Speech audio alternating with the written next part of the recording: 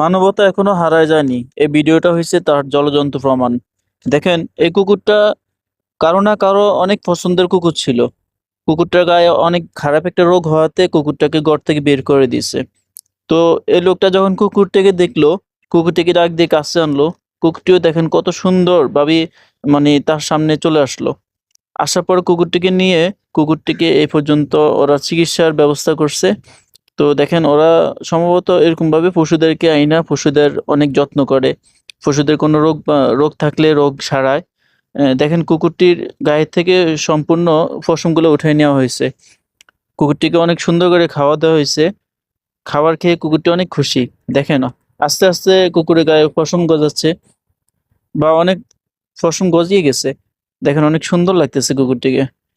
অনেক হাসি উজ্জ্বল। কুকুরটিকে অনেক সুন্দর করে খাওয়ান দিছে। কুকুরটির গায়ে দেখেন পশম ভরপুর পরিপূর্ণ হয়ে গেছে।